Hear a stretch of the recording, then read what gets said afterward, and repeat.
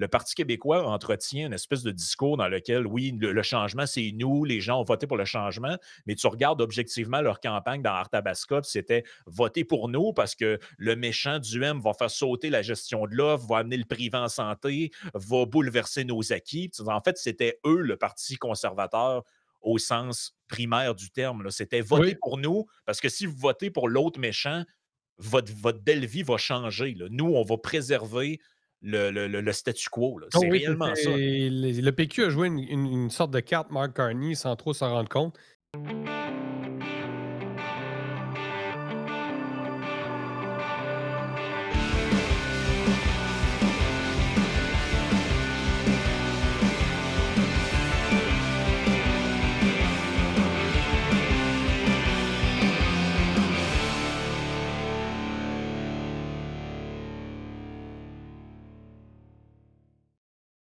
Hey, bienvenue dans ton Yann et Franco. Aujourd'hui, on reçoit Jérôme Blanchet-Gravel avec son tout nouveau décor un peu exotique et le Libre Média écrit derrière. Ben oui, qu'est-ce qui s'est passé cet été chez Libre Média? Tout ça dans ton Yann et Frank.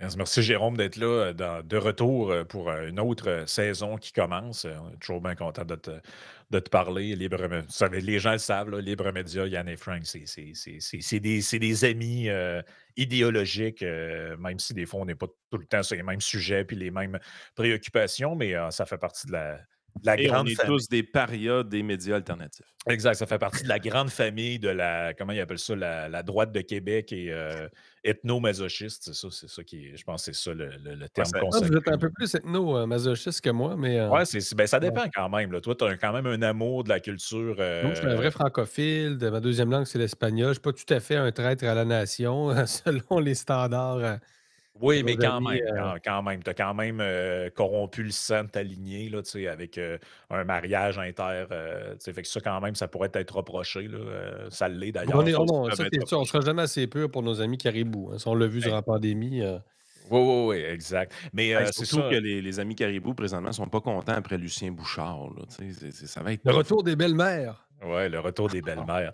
Mais c'est ça, Jérôme, grosse été quand même d'actualité. Puis pour Libre Média, bon, on peut commencer peut-être par quelque chose d'un peu moins rose, entre guillemets, mais ça Hein. sera peut-être un petit hommage. On a tous été, ben, ceux qui le suivaient un peu savaient qu'il souffrait d'une maladie, il était malade. Il l'avait annoncé lui-même publiquement il y a quelques semaines, quelques mois, mais est décédé il y a quelques semaines, Flegg, donc dans le fond, qui était votre caricaturiste depuis quelques années. Ça a été des moments incroyables de votre côté avec lui. On se souvient, on avait passé, quand on en a parlé la première fois dans le podcast, quelques-unes de ses caricatures les plus célèbres où on voit des gens respirer dans des chaussures, quelqu'un se faire des blasts avec des cônes oranges.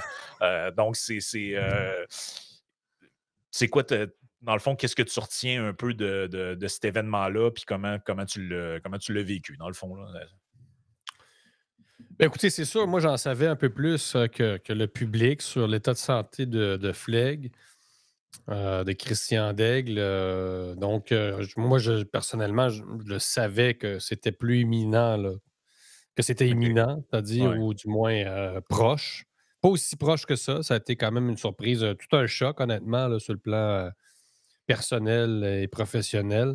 Donc premièrement, écoute, c'est une immense perte pour la liberté d'expression pour le Québec. C'est un type là qui contribuait, qui a c'est je veux dire qui vraiment, c'est ça, faisait un travail immense pour la liberté d'expression. D'abord un immense talent, 1°, c'est-à-dire, c'est quelqu'un qui avait un sens, de la caricature qui est très rare quand même et ça va être extrêmement difficile de remplacer Flegg. Est-ce que Flegg est remplaçable? Je pense que non. Il y a eu forcément des nouveaux talents qui émergent, mais quelqu'un de cette envergure-là, sur le plan visuel, sur le plan du dessin artistique, c'est extrêmement rare. Donc, perte immense pour le Québec sur le plan de la liberté d'expression, sur le plan artistique comme tel. Et pour Libre Média aussi, évidemment. C'est-à-dire, on perd un très gros morceau, il faut le dire. Donc, c'est quelqu'un qui emmenait d'abord, qui est extrêmement populaire, à peu près toutes ces caricatures chez nous étaient virales. Je pense, Oui, écoute, il y a un taux d'engagement phénoménal sur nos plateformes. Quelqu'un qui nous humanisait aussi à Libremédia, c'est-à-dire qu'on est un média quand même, il faut le dire, un peu intello, qui avons beaucoup de sujets, bon, à l'international. Donc Flegg nous humanisait, il nous donnait évidemment un côté un peu Charlie Hebdo, oui. un côté un peu, rigolo, forcément, c'est ça le propre de la caricature. Et donc ça va être c'est un coup dur, là, honnêtement. Ça ne veut pas dire qu'on va pouvoir s'en relever parce que, bon, on a quand même, notre envol est bien entamé, là. Mais, c'est pas facile et écoute, non, c'est un choc pour moi, pour Libremédia, pour ceux qui le suivaient aussi. Donc, vous vous rappelez le calendrier, tu sais, il y a eu quand même des moments Flegg, tu sais, à Libremédia où vraiment, Oui. il a été, il a vraiment fait, il a fait plus que sa part, là. C'était vraiment, je veux dire, dans l'alignement de Libremédia, c'était dans nos joueurs étoiles. Ah oui, puis c'est quelqu'un, comme on peut le voir en ce moment à l'écran, qui était tellement capable d'encapsuler une réalité. C'est ça, ce qu'on voit à l'écran en ce moment, c'est qu'il y a tellement beaucoup d'éléments rassemblés dans une seule caricature. On voit le chef du Bloc québécois avec son chapeau de la fleur de lys qui est enlacé avec le roi Charles et même les trucs de l'ONU au travers Les et Global Goals. les Global Goals de l'ONU et tout ça symbolise en même temps, tu sais, ce support un peu morbide du Bloc québécois au gouvernement Trudeau qui l'a empêché de le faire tomber pendant des mois. Donc, tu sais, en une simple image, et moi, ce que j'ai toujours dit, on l'avait dit, mais je le répète, ce que j'aimais le plus de Flegg, c'est qu'il était capable de faire d'excellentes caricatures uniquement par l'image. Tu sais, beaucoup de caricaturistes écrivent des grandes phrases, beaucoup de textes au travers de leurs. Lui, il n'avait pas besoin de le faire, c'était qu'une image souvent, ou quelques mots, mais on avait tous compris ce qu'on était en train de voir, là. Ah oui, non, non, un sens aigu, de la caricature, du dessin. Puis, il s'est jamais couché, hein. Vous savez, Flegg a travaillé pour plusieurs médias traditionnels, Ouais, Le conventionnels Soleil, avant ouais. de se joindre à Libre notamment Le Devoir, le site Yahoo, tout ça. Donc c'était un caricaturiste, mainstream au départ et comme il le raconte dans une entrevue encore disponible sur notre site, la pandémie va changer quand même pas mal sa vision, en fait, des médias et du pouvoir en général et il va refuser, en fait, de continuer à collaborer avec des médias dont il ne partage plus les valeurs.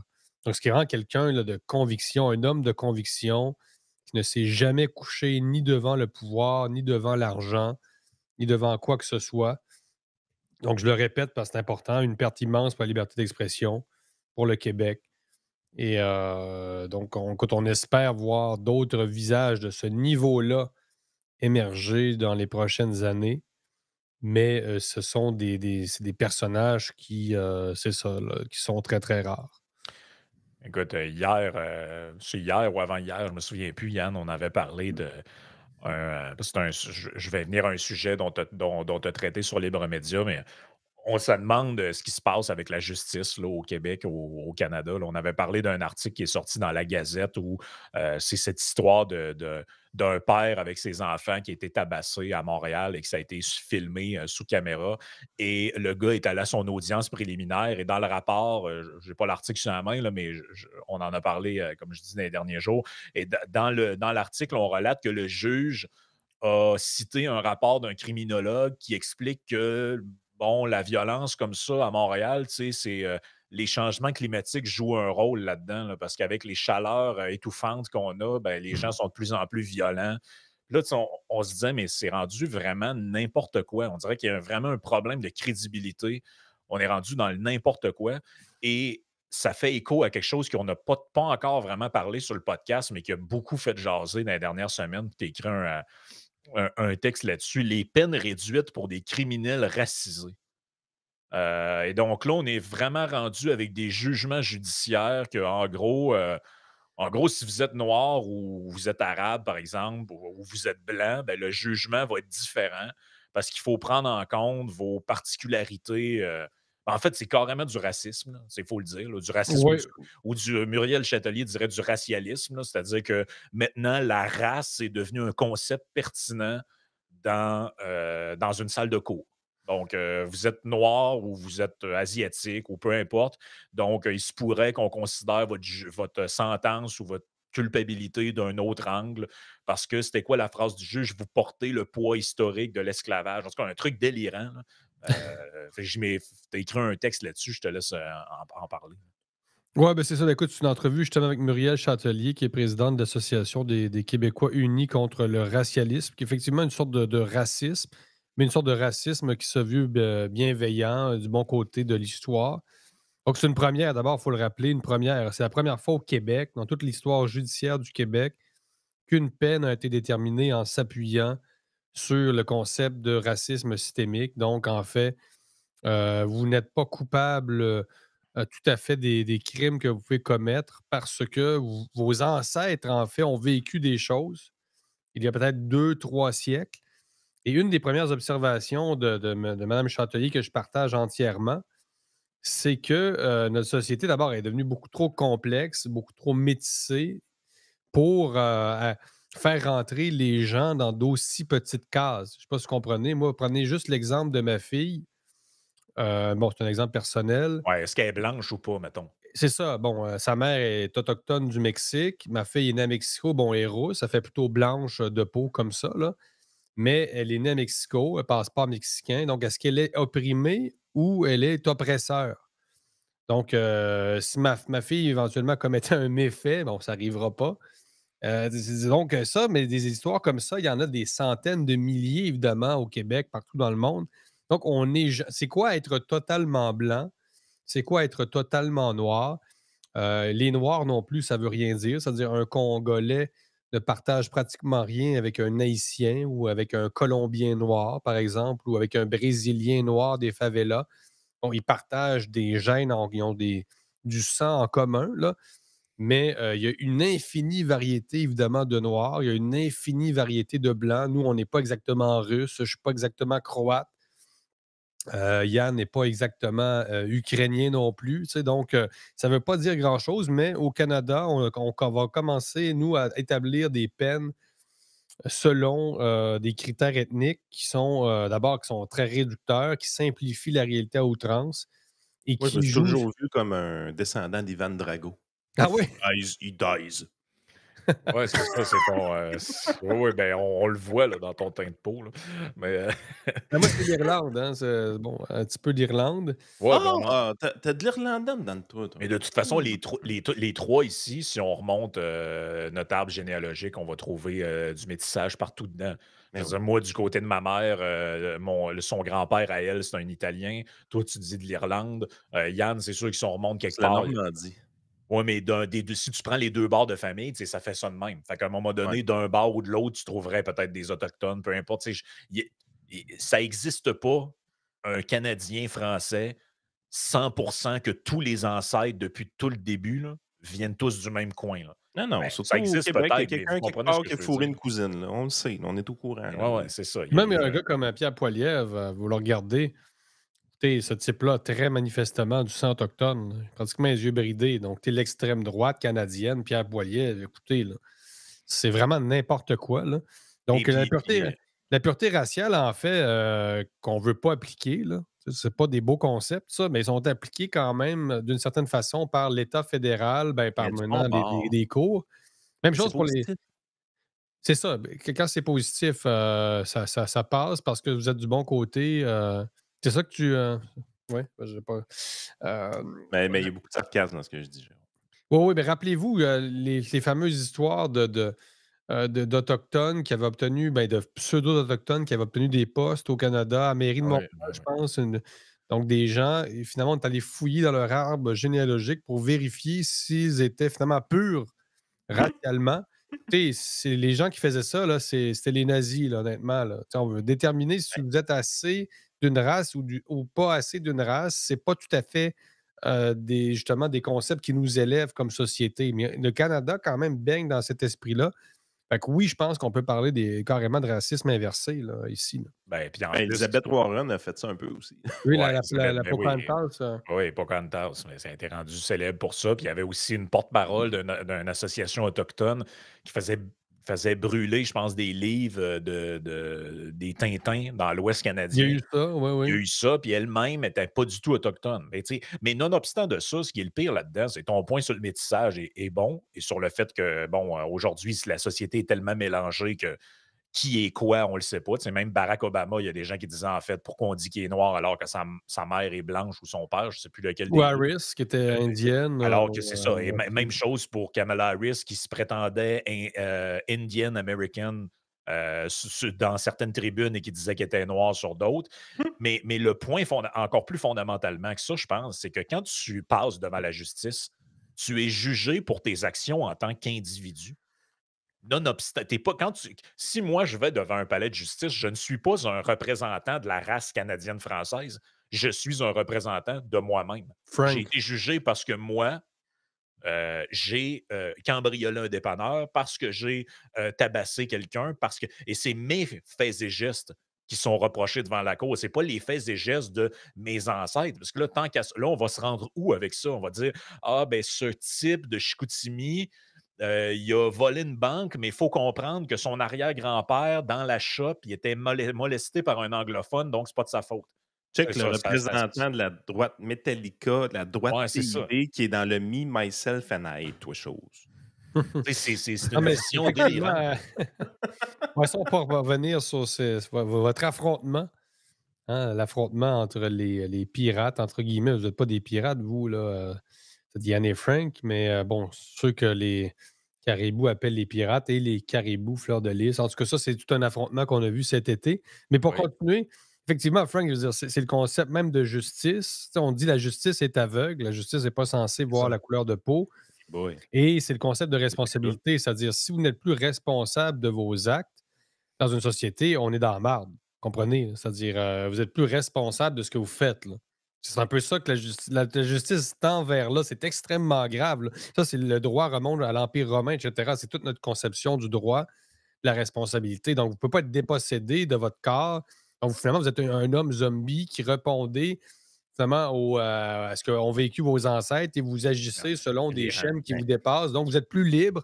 Vous êtes une espèce de machine contrôlée par l'esclavage au Ben, 19e. Les apôtres du capitalisme sauvage comme nous qui aimons une méritocratie, on a tout le temps pensé que les individus devraient être évalués selon leur propre mérite, leur propre fait d'âme, leur propre expérience, ainsi de suite. La première boîte de Pandore qui a été ouverte l'a été au niveau des demandes d'embauche, des quotas d'embauche et ces trucs-là. Là, on le voit que ça s'est transféré au système de justice. Et ça se transfère même au point où est-ce que la façon de se loger maintenant, on va tenir compte de ta race. Il y a un article aujourd'hui, ce matin, dans le Journal du Soleil, qui nous parle des premiers appartements autochtones sur le site de l'Université Laval. Tu sais, je veux dire, là, à un moment donné, Ça veut tellement rien dire. Écoutez, mais même nos Autochtones, là, regardez Ghislain Picard, puis là, je ne veux pas recevoir une mise en demeure, là, mais écoutez, là, moi, je sais c'est quoi les Autochtones. Là. Ils n'ont pas de l'air de Ghislain Picard. Là. non, Tu sais, c'est parce que même nos Autochtones ont les yeux bleus. Écoutez, là, les Autochtones aux yeux bleus. Pensez-vous que quand Cartier est débarqué ici, les Autochtones avaient les yeux bleus? Tu sais, vous êtes genre à 80% occidentaux, les amis, là. Tu sais, à slacker l'oppression, là. non, Non, mais non, puis ils ont des noms francophones puis un gros accent non, québécois. mais Moi aussi, je l'ai on se remarqué. fout carrément on se fout de notre gueule à un point incroyable. Franchement, les amis. Moi, je sais c'est quoi les Autochtones. Ils n'ont pas de l'air de vous, là.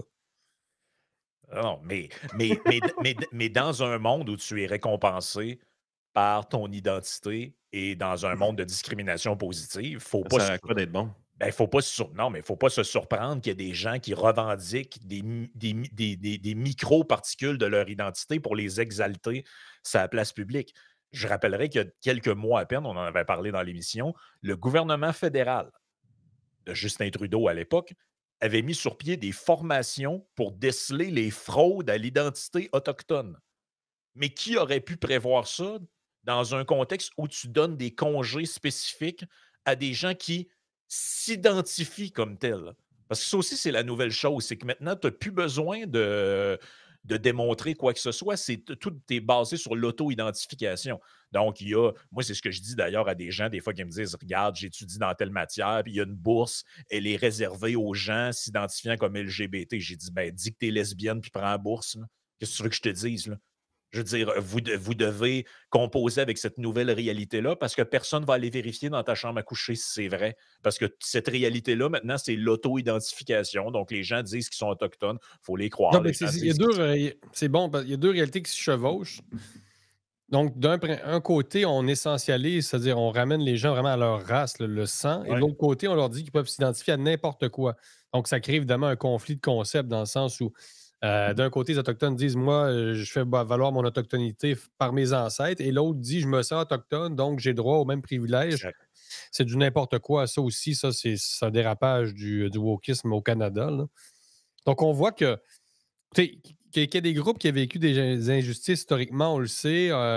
Quand vous êtes bon, afro-américain, vous avez probablement moins de chances dans la vie que évidemment, si vous êtes né Ah oui. d'une famille dont les parents sont allés à Harvard, etc. Mais on vit dans des sociétés actuellement qui sont trop complexes, qui ont vécu trop de phénomènes d'hybridation, etc., pour que la justice mette des individus dans des cases et déresponsabilise à ce Ouais, niveau-là. puis Jérôme, excuse-moi, là, mais on peut-tu se laquer aussi avec la complexité de notre société? Tu sais, à un moment donné, là, tu veux une job, ben, tu as besoin d'un CV, d'une lettre de présentation puis des compétences. OK? Tu veux, tu as commis un acte criminel, tu es un crotté, tu t'en vas en prison. That's it, c'est tout. L'individu est responsable de ces trucs. Je veux dire, on a tellement tout compliqué dans notre vie. Même la chose la plus simple qui est de faire un acte sexuel, un pénis, un vagin, une verge, un trou, tu rentres ça dedans, peu importe ce que tu fais, que c'est simple. Il n'y a rien de compliqué là. Ben, on est rendu avec 78 genres, puis 82 types de choix Attention, sexuels, Yann, dans le Kama Sutra, 450 il y a façons de faire 3000 l'acte. Là. positions dans le Kama Sutra, par exemple. Là. Il y avait Non, mais plus de tu nuances. comprends, là. Je veux dire, on a réussi à compliquer la chose la plus simple au monde de rentrer un bâton dans un trou, sacrément. On peut-tu calmer les Ah ouais. nerfs un peu, là? Mais quand je dis complexité, je parle vraiment au niveau des identités, là, c'est-à-dire euh, quand même la diversité de parcours des gens. Tu dis les immigrants non plus, ça veut rien dire. C'est-à-dire entre un latino-américain qui croit en Jésus et Mohamed qui débarque et qui aime le Hamas, il n'y a pas grande affinité non plus. Ça, je veux dire. Moi. Oh, ouais. Non, Ah non. puis c'était pas une critique envers toi. Non, C'est non, une non, mais critique. nous, on débat. On n'est pas. J'embarque dans la même critique que toi. On passe notre vie à complexifier quelque chose de simple. Notre vie est simple. Tout est simple. Moi, il me semble que plus je vieillis, plus je fais de l'argent, plus je regarde ma vie puis vers où qu'elle s'en va, plus je me dis tout doit être mis en place pour simplifier cette vie-là. C'est une vie très complexe de gérer 2 entreprises, d'avoir des enfants. Ça peut être très, très, très complexe, mais tous mes efforts sont mis pour la simplifier. Puis je pense que ça, c'est la quête du bonheur normal d'une personne. Je pense que quand on arrive et on prend notre retraite, on a 65, 70 ans, puis on décide de prendre notre retraite, c'est quoi l'objectif de prendre une retraite? C'est de simplifier sa vie. C'est juste d'enlever les éléments stressants pour vivre paisiblement. L'objectif de l'humain pour être heureux, à un moment donné, ça doit être de simplifier les choses. Chris, on s'attarde à tout complexifier, tout. Même l'acte sexuel, qui est la chose la plus banale au monde, on le Mais qu'est-ce que tu veux complexifie dire? Les comme c'est pas féministes, possible. ça, radical, Peu importe. la Mais qu'est-ce qu'on. complexification de la Ben, ce qu'il veut, sexualité. ce que je comprends de ce qu'il est en train de dire, c'est imagine cette vie-là, mais en plus, tu rajoutes là-dedans, ouais, je suis peut-être un quart femme, trois quarts gars, puis je serais peut-être bispirituel aussi. Tu dis, ah, mais à quel point ta vie s'est rendue, genre même ta propre identité est rendue complexifiée, c'est comme une espèce de Ben, quête perpétuelle vers la marginalité. on a Les gens s'écoutent complexifié beaucoup. nos relations amoureuses, on a complexifié nos relations sexuelles, on a complexifié nos embauches, on a complexifié notre système de justice, puis on se ramasse dans une situation où est-ce qu'on a des gens qui font des crises d'anxiété à tout bout de champ pour des hosties de niaiseries. Mais vous Société voyez pas le fragile. lien? On s'écoute beaucoup, les gens. Écoutez, c'est sûr. Simplifiez votre vie, puis l'anxiété va baisser. Là. C'est une Ça place va de fou, ensemble. Là. l'Occident. Écoutez, les parents derrière des carrosses ergonomiques le matin. Écoutez, as-tu besoin de courir un marathon pour aller porter ton enfant à la garderie? Spécial, pareil. T'as vu ça dans ton quartier, Jérôme? Ben, c'est une observation, on dit, avec le décalage culturel. Parce que moi, ça m'a toujours frappé à Mexico, au Mexique, quand je vais faire du jogging. Puis les gens me regardent, évidemment, qui sont. Puis ils se disent à quel point il faut être cave pour être riche puis se fatiguer volontairement. Ben, tu sais, je dis Ah, ok, riche je dans le comprends. sens où c'est la perception, évidemment, d'un Oh, oui. Mexicain racisé.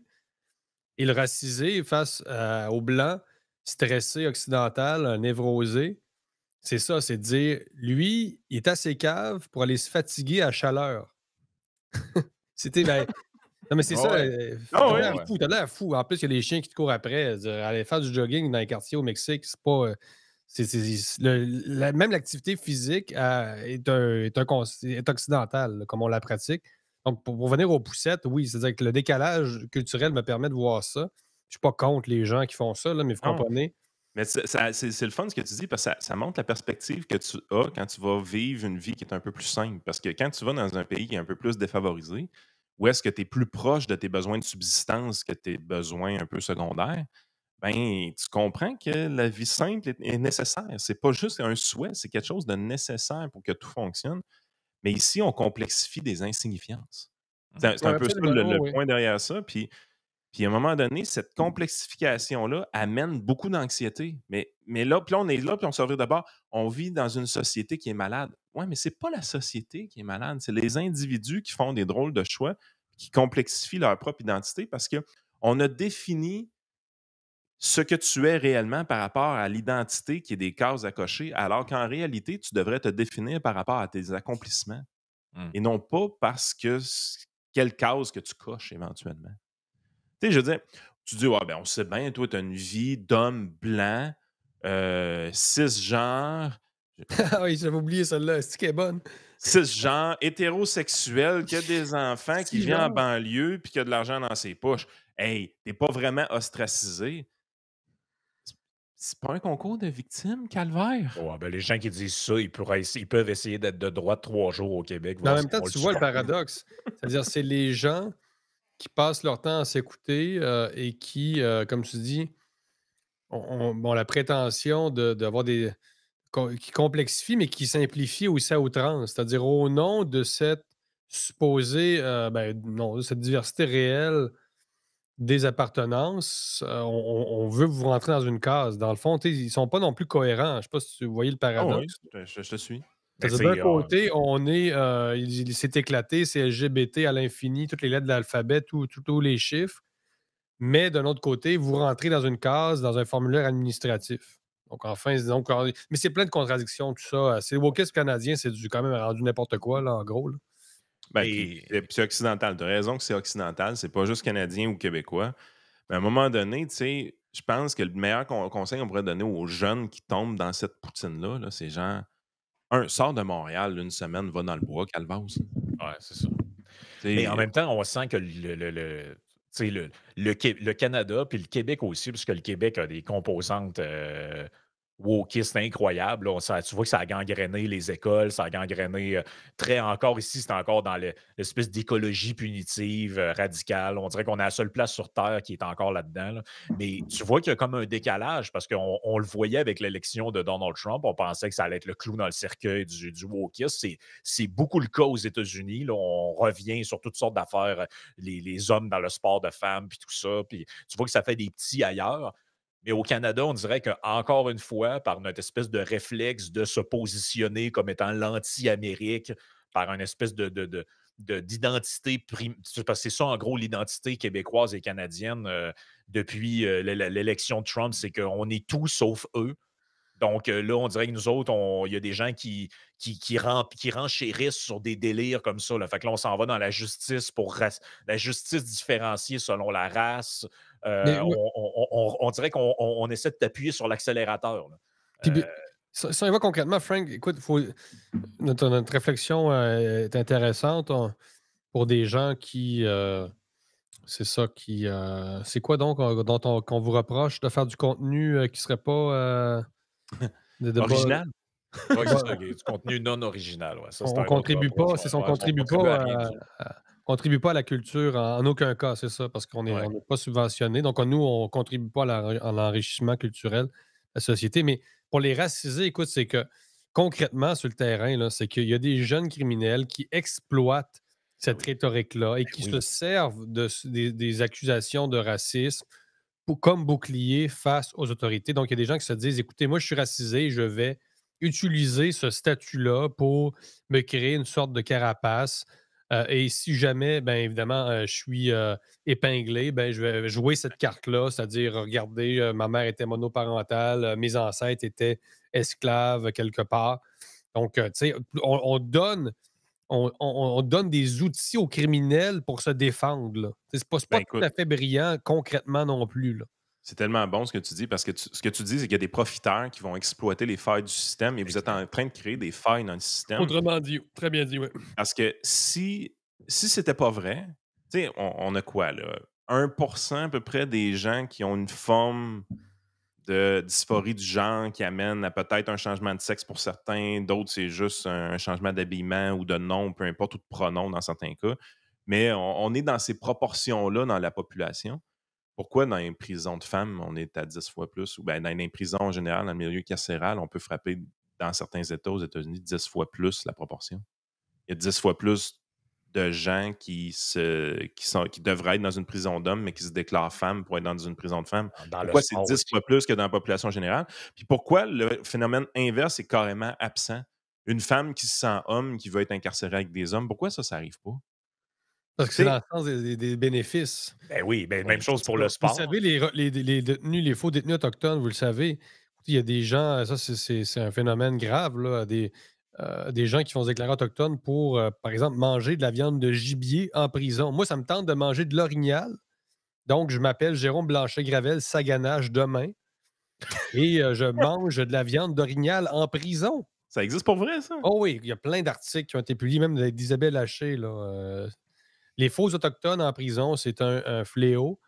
Et évidemment, il y a des vrais autochtones, puis sans les réduire non plus à leur ethnicité, parce qu'on ne veut pas tomber dans cet essentialisme-là, qui vraiment dénoncent les imposteurs autochtones qui se sont multipliés pour avoir des jobs, des privilèges.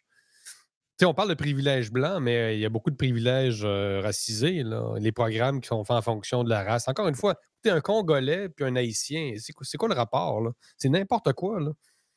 C'est n'importe quoi. C'est c'est vraiment n'importe quoi. Écoute, Drôle si de on société. si on fait un petit bout sur, l'été qui s'est déroulé, au Québec en s'en allant vers la conclusion de l'émission, j'imagine que comme tout le monde t'a suivi, bon, on sent que la politique québécoise est un petit peu en train de se redessiner, là, et on a l'impression que les 2 clans, en fait, qui s'affrontent sont ceux des péquistes nationalistes et celle de la droite de Québec slash Parti conservateur du Québec. C'est ce qu'on voit sur les réseaux sociaux, c'est ce qu'on a vu dans la partielle d'Arthabasca où tous les autres partis ont été euh, réduits à l'insignifiance. Le QS qui fait 1 les libéraux complètement hors du jeu, la CAQ qui, si l'élection se passait aujourd'hui, Zéro. général aurait 0 député. C'est quoi ta lecture un peu des événements? Puis penses-tu que on dirait que le paysage politique québécois est en train de se redessiner un peu autour de nouvelles oppositions, si je peux dire? Ouais, ben écoute, il y a comme un peu une part de fabrication médiatique dans le retour en force du PQ, un effondrement, bon, plus organique de la CAQ. Pour Arthabasca, ben écoute, je pense que c'est pas vraiment une victoire du changement, là. Je pense que c'est très paradoxal. C'est-à-dire qu'on est devant des électeurs qui ont voté Mark Carney il y a une couple de semaines, qui se sont tournés massivement vers le PQ. Donc, les électeurs peuvent passer de Mark Carney à Paul Saint-Pierre Plamondon et inversement. On serait devant un printemps souverainiste. Moi, j'y crois pas beaucoup. En même temps, bon, moi, personnellement, je suis souverainiste, mais je reste attentif quand même à ce qui se passe pour vrai dans la société, là, Ben, au-delà, écoute, évidemment, des discours. c'est une bonne question qu'on avait pour toi parce que tes racines dans le mouvement indépendantiste sont beaucoup plus profondes que les nôtres. Ouais, Euh, peut-être, ouais. mais sincèrement, cette fièvre-là qu'on nous parle dans les journaux, est où exactement? Je la vois pas nulle part. Ben, peut-être chez les jeunes, c'est peut-être vrai. Écoutez, on a vieilli. Quand je regarde les looks des fois de certains jeunes, je me dis, ouais, je commence à être vieux déjà. Donc, apparemment, il y a des jeunes rappeurs qui font la promotion de la souveraineté. Écoute, Le dernier sondage j'étais plus là déjà, là, c'est c'était peut-être vrai. La fièvre, par exemple, elle est certainement pas chez les boomers dont les préoccupations sont entièrement tournées vers la rénovation du corridor et bon, de leur résidence pour personnes âgées. Bon, on s'entend, les électeurs âgés sont les plus conservateurs actuellement dans le sens péjoratif, là, dans le sens où ils Mmh. veulent conserver leurs acquis, leurs privilèges, on peut dire générationnels, et ils ne sont pas prêts à prendre des risques. Donc, si vous écoutez les conversations dans la rue des vieux, évidemment, ça n'a absolument aucun rapport avec la souveraineté du Québec.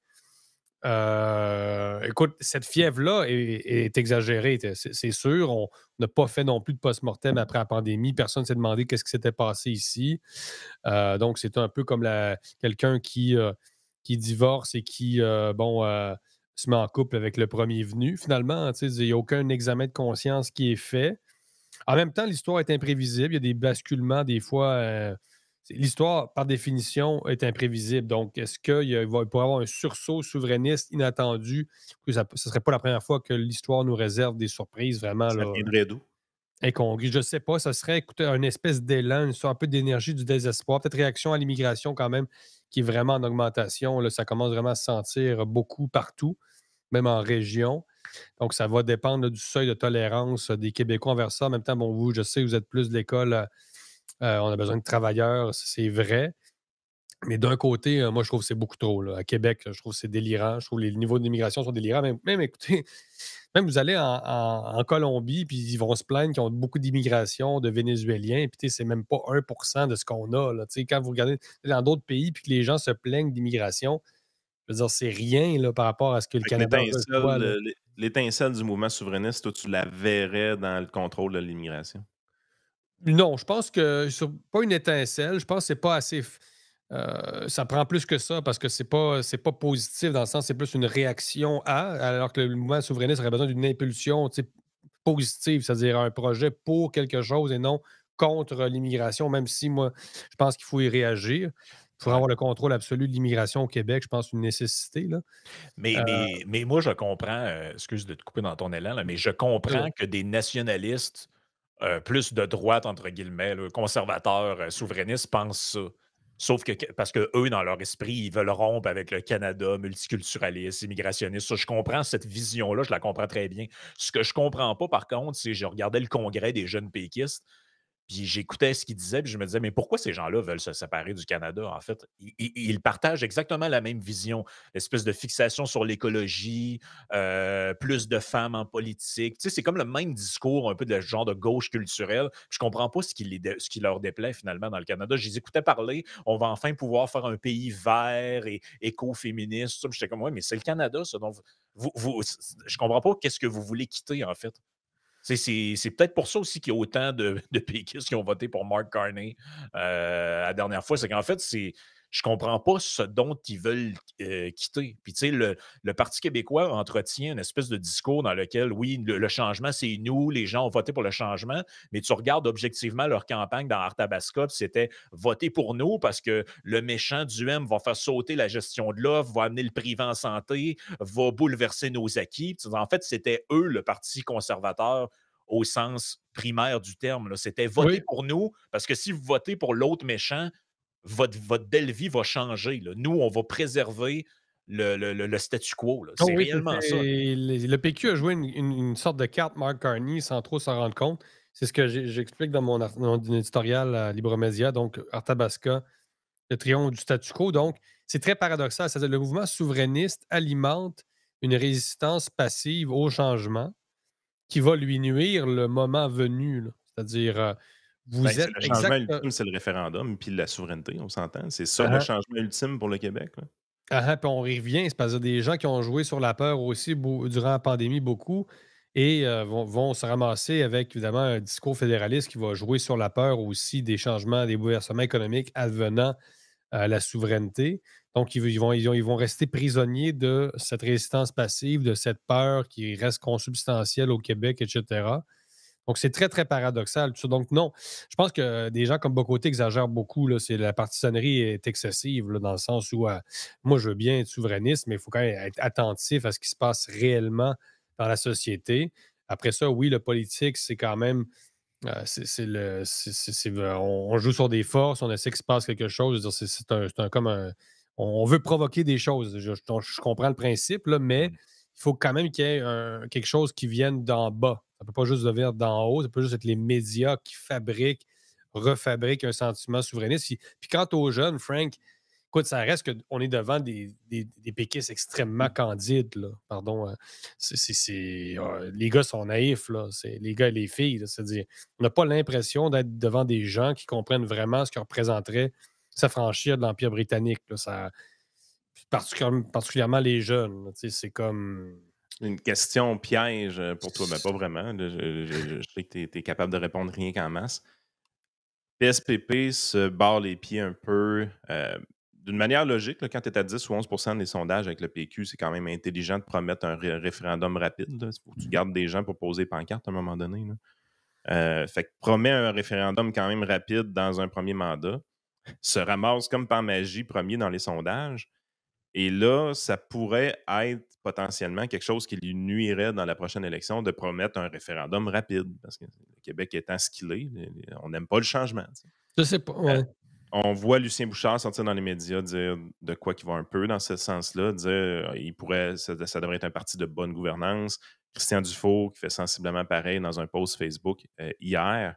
C'est quoi ton take du côté de PSPP? Est-ce qu'à ton avis, ils vont tenir le référendum ou éventuellement on va le voir disparaître d'ici le moment où est-ce qu'ils vont prendre le pouvoir au Québec éventuellement? Je sais pas. Puis apparemment, j'ai entendu en coulisses là, que PSPP serait assez crinqué, pour le dire simplement. Donc, ça se peut qu'ils veulent vraiment tenir un troisième référendum. Puis je le sais pas. Je sais pas ce qu'il va faire. Mais en même temps, ça ne serait pas la première fois que le PQ met de l'eau dans son vin, là. Ça serait la 6e fois, là. Donc, c'est pour ça que, tu sais, de quoi on avait peur vraiment? C'est-à-dire, le PQ n'avait pas besoin d'un autre député dans Tabasca. Le PQ a formé 5 gouvernements, si je me souviens bien. Dans l'histoire, il y a eu amplement le temps et les ressources de faire valoir ses idées. Donc, de quoi avait-on peur au Québec? Faire élire un seul candidat, une seule voix discordante à l'Assemblée nationale qui viendrait briser le consensus sur des questions économiques, environnementales, etc. C'est quand même un peu pathétique, honnêtement. Donc, c'est vraiment un vote en faveur du statu quo. Et je vous dis, les souverainistes ont énormément de travail pour mettre en marche une masse aussi ramollie de qu'est le Québec Mais actuel. comment Oui, oui. mais en conclusion, là, comment tu sais, si mettons, toi, si tu étais un stratège du mouvement, là, est-ce que tu considères que c'est une bonne façon d'élargir une coalition, de dire hey, les gens qui sont sceptiques à propos de la souveraineté au Québec, c'est plutôt des gens des gens de droite, des gens libéral ou libertariens, là, peu importe l'étiquette qu'on donne. Et notre stratégie pour rallier ces gens-là, ça va être de mettre toute la gomme pour aller barrer leurs candidats dans Arthabasca, les traités de coloniser d'Elvis Gratton, de tout ce que tu veux. On dirait qu'ils ne veulent pas rallier autour d'eux autres, en fait. Et là, une fois que c'est fait, ils disent ouais, ben là, finalement, tout le monde a sa place au Parti québécois, mais ils ne font que présenter des candidats de gauche partout. Ils ne font que présenter des idées très proches de la gauche, QS et compagnie. Puis tu te dis, en fait, est-ce que. Tu sais, je comprends pas c'est quoi la stratégie là-dedans. Si tu avais à planifier un peu. Si je te dis, Jérôme, on fait un référendum, c'est toi qu'il faut qu'ils bâtissent la coalition. Je pense, j'ose croire que ce ne serait pas ta stratégie. Là. Je sais pas. En même temps, PSPP ne contrôle pas tous les espèces de trolls avec des fleurs de lys là, sur X. Non, mais ils contrôlaient leur site web, là, genre les 12 mensonges de Duhem, puis ils étaient à fond là, dans Arthabasca, là, le Il porte-à-porte avec contrôle des Pascal artistes. Bérubé. Ils faisaient du porte-à-porte avec des acteurs qui passent à la TV, là, pour aller voir des madames, leur dire que Duhem est dangereux. Là. Mais c'est vrai que la hargne, quand même, plusieurs souverainistes face à ce qu'on appelle la droite économique est quand même un peu inquiétant, là. C'est-à-dire, pourquoi une telle hargne? Tu sais, Duhem, tu sais, ça sert à rien là, de simplement le replacer sur l'axe fédéraliste souverainiste. Le rôle de Duhem, c'est pas ça, là. C'est-à-dire, s'il y a un Québec libre un jour, ça prend absolument des gens comme Duhem qui vont remettre en question le modèle financier du Québec, le modèle québécois, c'est-à-dire pour ne pas nous effondrer économiquement, là. C'est-à-dire, Duhem va être tout à fait nécessaire dans un Québec libre, là. Vous comprenez qu'on ne peut pas juste nous laisser charger des glissoires, des glissades à 250 000 $. Ça, c'est du n'importe quoi. Je ne sais pas si les gens Ah imaginent ouais. combien ça va coûter de vivre au Québec demain matin s'il n'y a pas une réforme, une refonte du modèle, justement. Donc, Donc, tu sais, s'acharner à dire que Duhem, c'est le Mmh. fédéralisme incarné, simplement, c'est le diable fédéraliste, c'est le nouveau PLQ. Moi, je pense que personne n'a à gagner de ça, là. C'est-à-dire, on n'a pas eu besoin de Duhem pour avoir des fédéralistes au Québec, là. Je veux dire, retournez à Jean Chrétien si vous voulez. Donc, cet acharnement-là est totalement improductif, là.